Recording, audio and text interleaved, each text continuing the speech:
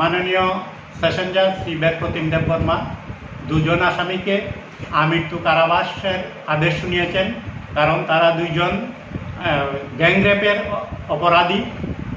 বিগত 9/3/2017 কল্যাণপুর এলাকার বিতিকা দেববর্মাকে তার বাড়ি থেকে তারা দুইজন মোবাইল ফোনে ডেকে নিয়ে যায়।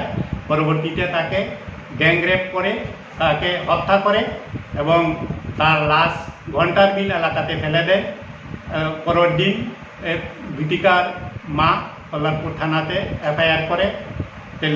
কল্যাণপুর থানার দারোগাবাবু নিধিরাম রিয়ান সেই মামলার তদন্ত শুরু করে 3 জন অপরাধীকে গ্রেপ্তার করে। একজন রিতেশ দেববর্মা, একজন দীপঙ্কর দেববর্মা, অপরজন হচ্ছে অমৃত দেববর্মা।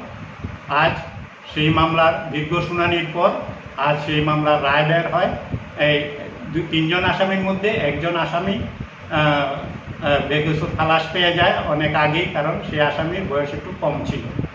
আজ সেই মামলার রায় ঘোষণা হয়েছে, সেটা আমাদের সমাজের কাছে একটা বার্তা যাবে যে সতর্ক, মানে সবাই যারা অপরাধী তাদের বিরুদ্ধে এই ধরনের কঠোর ব্যবস্থা নেওয়া হবে যদি সেই ধরনের কোনো অপরাধ সংগঠিত করে। আজ মাননীয় আদালতের যে রায় সেটা দৃষ্টান্তমূলক বলে আমি মনে করি।